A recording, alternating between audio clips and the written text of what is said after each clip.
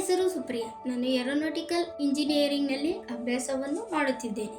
ನಾನು ಇಂದು ಬೀದರ್ನಲ್ಲಿರುವ ಸ್ಥಳಗಳ ಬಗ್ಗೆ ವಿವರಿಸುತ್ತೇನೆ. ಅವುಗಳು ಯಾವ್ಯಾವೆಂದರೆ, ಮೊದಲನೆಯದಾಗಿ ಗುರುನಾನಕ್, ಎರಡನೆಯದಾಗಿ ದೇವದೇವವನ, ಮೂರನೆಯದಾಗಿ ನರಸಿಂಹಸ್ವಾಮಿ ದೇವಸ್ಥಾನ, ನಾಲ್ಕನೆಯದಾಗಿ ಬೀದರ್ ಕೋಟೆ. ಬೀದರ್ ಕೋಟೆ ಭಾರತ ಕರ್ನಾಟಕದ ಬೀದರ್ನ ಹಳೆಯ ನಗರ ಪ್ರದೇಶದಲ್ಲಿದೆ. ಕೋಟೆ ನಗರ ಮತ್ತು ಜಿಲ್ಲೆ ಎಲ್ಲವೂ ಬೀದರ್ ಎಂಬ ಹೆಸರಿನೊಂದಿಗೆ ಅಂಟಿಕೊಂಡಿವೆ. ಬ್ರಹ್ಮಾನಿಂದ ರಾಜವಂಶ ಸುಲ್ತಾನ್ ಅಹಮದ್ ಶಾ 1427ರಲ್ಲಿ ತನ್ನ ರಾಜಧಾನಿಯನ್ನು ಗುಲ್ಬರ್ಗದಿಂದ ಬೀದರಿಗೆ ಸ್ಥಳಾಂತರಿಸಿದನು. ಗುರುನಾನಕ್ ಮೊದಲ 10 ಸಿಖ್ ಗುರುಗಳಲ್ಲಿ ಒಬ್ಬರು. ಗುರುನಾನಕ್ ಅವರು ಸಿಖ್ ಧರ್ಮದ ಸ್ಥಾಪಕರು ಮತ್ತು ಬಾಬಾ ನಾನಕ್ ಎಂದು ಕರೆಯುತ್ತಾರೆ.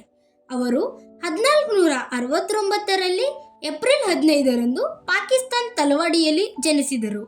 ನಾನಾ ಕೆ ಆದಿ ಗ್ರಂಥದಲ್ಲಿ 5ನೆಯ ಸಿಖ್ ಗುರು.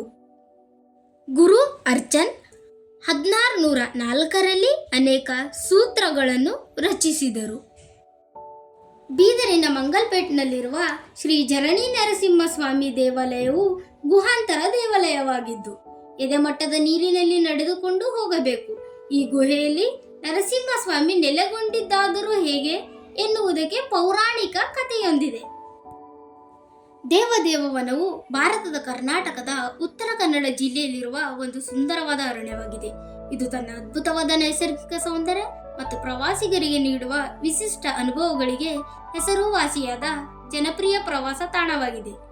ಈ ಅರಣ್ಯವು ಸುಮಾರು 20 ಎಕರೆಗಳಷ್ಟು ವಿಸ್ತಾರವಾಗಿದ್ದು ವಿವಿಧ ಸಸ್ಯ ಮತ್ತು ಪ್ರಾಣಿಗಳಿಗೆ ನೆಲೆಯಾಗಿದೆ. ಈ ಅರಣ್ಯಕ್ಕೆ ಹಿಂದೂ ದೇವತೆ ಶಿವ ದೇವರ ಹೆಸರು ನೀಡಲಾಗಿದೆ. ಈ ಅರಣ್ಯವು ಹಿಂದೂಗಳಿಗೆ ಪ್ರಮುಖವಾದ ಯಾತ್ರಾ ಸ್ಥಳವೆಂದು ನಂಬಲಾಗಿದೆ ಮತ್ತು ಅನೇಕ ಭಕ್ತರು ಶಿವನ ಆಶೀರ್ವಾದ ಪಡೆಯಲು ಕಾಡಿಗೆ ಭೇಟಿ ನೀಡುತ್ತಾರೆ.